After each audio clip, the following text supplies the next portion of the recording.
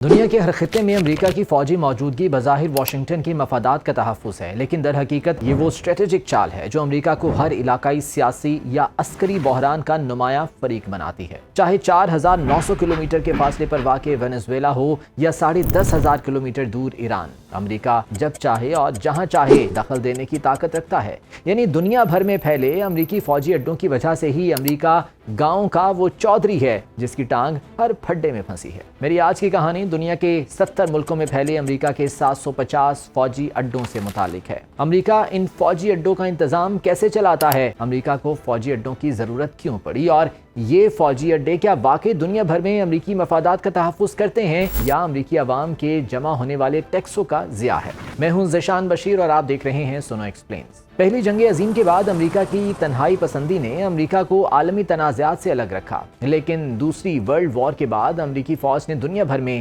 اپنے اثر و رسوخ کو بڑھانے کی ایک واضح حکمت عملی اپنائی، اور اسی حکمت عملی کے تحت امریکہ نے یورپ، جاپان، کوریا اور مشرق وسطیٰ میں مستقل فوجی اڈے قائم کیے تاکہ نہ صرف دفاع کو یقینی بنایا جا سکے بلکہ فوری رد عمل کی صلاحیت بھی برقرار رکھی جا سکے۔ دنیا کے نقشے پر نظر دوڑائیں تو پتہ چلے گا کہ 80 ملکوں میں 750 فعال فوجی اڈے رکھنے والا دنیا کا واحد ملک امریکہ ہے۔ 7 میں سے 6 بر اعظموں میں پھیلے امریکی فوجی بیسز پر جہاں ہزاروں اہلکار تعینات ہیں، وہیں ایڈوانسڈ طیارے، ڈرونز اور ہتھیار بھی ذخیرہ کیے گئے ہیں۔ امریکی فوجی اڈے مشرق وسطیٰ، یورپ، مشرقی ایشیا، جنوبی ایشیا، افریقہ، لاطینی امریکہ اور بحر الکاہل کے خطوں میں پھیلے ہوئے ہیں۔ امریکہ کے فوجی اڈے صرف امریکہ کی فوجی موجودگی کی علامت نہیں ہیں بلکہ مختلف خطوں میں امریکی طاقت اور سیاسی اثر و رسوخ کا مظاہرہ بھی ہے۔ امریکہ کی فوجی موجودگی کے حوالے سے دنیا کا سب سے اہم اور حساس خطہ مشرق وسطیٰ کا ہے، جہاں بیک وقت سعودی عرب کی مقدس سرزمین،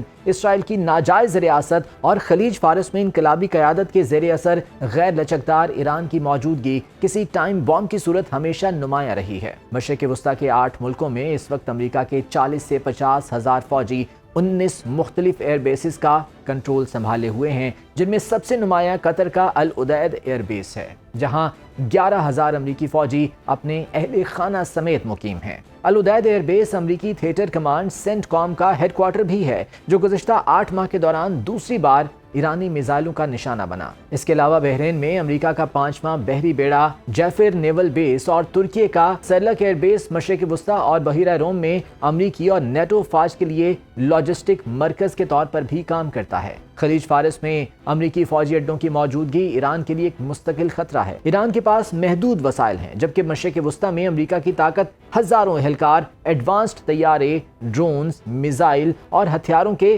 وسیع ذخائر موجود ہیں جو کسی بھی وقت فوجی کارروائی کو عمل میں لا سکتے ہیں۔ امریکی فورس پروجیکشن کی یہ صلاحیت ایران کے لیے نہ صرف دباؤ بلکہ ایک مسلسل خطرے کا باعث ہے، اور اسی خطرے کو کم کرنے کے پیش نظر امریکی حملوں کے جواب میں ایران نے ریاض، بحرین، قطر، UAE اور کویت میں 14 امریکی فوجی اڈوں پر میزائل برسائے۔ عرب ملکوں پر ایرانی حملوں کے جواز میں علی لاریجانی نے واضح کیا کہ امریکی فوجی اڈے عرب ملکوں کی سرزمین نہیں بلکہ عملاً امریکی سرزمین ہے۔ امریکہ کی عالمی فوجی موجودگی کی اہمیت ہتھیار ذخیرہ میں بھی عیاں ہے۔ ڈونلڈ ٹرمپ اور دیگر اعلیٰ حکام کئی مواقع پر یہ کہہ چکے کہ امریکہ کے پاس بم، میزائل، گولہ بارود اور دیگر اسلحہ ذخائر کی کمی نہیں ہے۔ یہ ذخائر صرف امریکہ میں نہیں بلکہ قطر، بحرین، جاپان، گوام اور جرمنی جیسے ممالک میں بھی موجود ہیں تاکہ کسی بھی ہنگامی صورتحال میں فوری استعمال کیے جا سکیں۔ یہ عالمی ذخائر امریکہ کو چند گھنٹوں میں دشمن پر دباؤ ڈالنے سے لے کر اسے تباہ کرنے کی صلاحیت دیتے ہیں، اب چاہے وہ ایران ہو، شمالی کوریا ہو یا کوئی اور خطہ۔ اس عالمی لاجسٹک نیٹ ورک اور اڈوں کے ذریعے امریکہ اپنے فوجی آپریشنز کو آزادانہ اور مؤثر انداز میں انجام دے سکتا ہے، اور یہ طاقت دنیا کے ہر کونے میں فورس پروجیکشن کی علامت ہے۔ خلیج فارس اور امریکی فورسز العدید، انسرلک، ریمسٹین اور کیمپ ہیمفریز سے فوری کارروائی کرنے کی صلاحیت رکھتی ہیں۔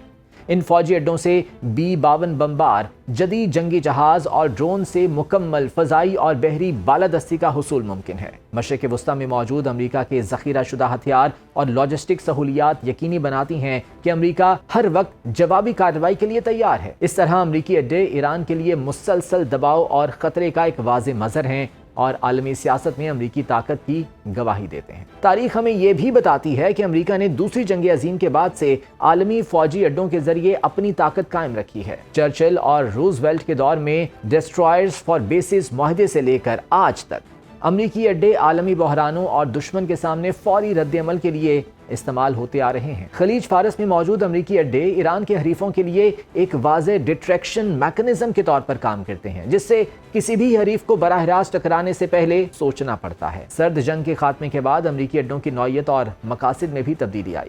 9/11 کے بعد مشرق وسطیٰ میں 2 جنگیں، مختلف مقامات پر کانسٹیبلری فورسز کا قیام اور غیر ملکی سرزمین پر مخالفین کی حراست جیسے اقدامات امریکہ کی دنیا بھر میں موجودگی کی اہم وجوہات بن گئی ہیں۔ اس کی ایک وجہ یہ بھی ہے کہ امریکہ کو افغانستان اور عراق جنگ میں مؤثر حصہ لینے کے لیے خطے میں اپنی موجودگی برقرار رکھنا پڑی اور بیرون ملک امریکی فوجی اڈے عالمی فورس پروجیکشن، فورس کے تحفظ اور فوری رد عمل کی صلاحیت کا لازمی جزو بن گئی۔ جاپان میں امریکی موجودگی اس کی ایک اور مثال ہے، جہاں 2025 تک امریکہ کے 23 بڑے فوجی اور 120 چھوٹے اڈے موجود ہیں، جن میں 53,000 سے زیادہ اہلکار تعینات ہیں۔ جرمنی میں 119 ہیں اور جنوبی کوریا میں 73 امریکی فوجی اڈے ہیں، جو شمالی کوریا کے خطرے کا مقابلہ کرنے کے لیے اہم ہیں۔